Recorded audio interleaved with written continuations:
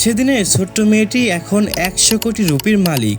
কিভাবে এই মালিক হলেন সেই গল্প শুনতে হলে সাথী থাকুন।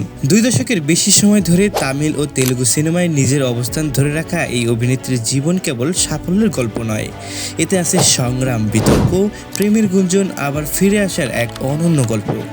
এখন অভিনেতা বিজয়ের সঙ্গে নামজড়িয়ে আলোচনায় থাকা এই অভিনেত্রী আর কেউ নন, তৃষা ক্রিশ্চান।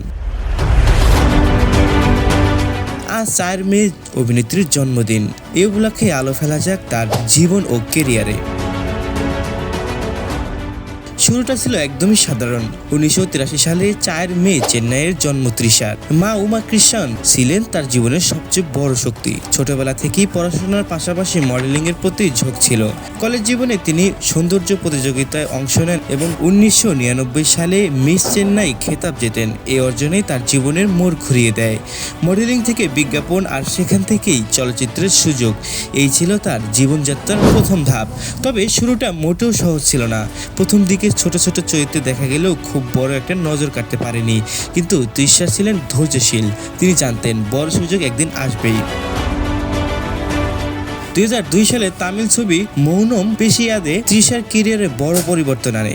এরপর 2003 সালে সামি ও ঘিলি এই 2 ছবির সাফল্য রাতারাতি তারকায় পরিণত করে। বিশেষ করে বিজয়ের সঙ্গে ঘিলি তামিল সিনেমার অন্যতম বড় হিট হয়ে ওঠে। এরপর আর পেছনে তাকাতে হয়নি। তামিলের পাশাপাশি তেলুগু সিনেমাতেও তৃষা সমান জনপ্রিয়তা হয়ে ওঠেন। তো বন্ধুরা, আপনারা কি মনে করছেন এই তৃষাকে নিয়ে? তা জানিয়ে অবশ্যই কমেন্ট করতে পারেন আমাদের কমেন্ট বক্সে।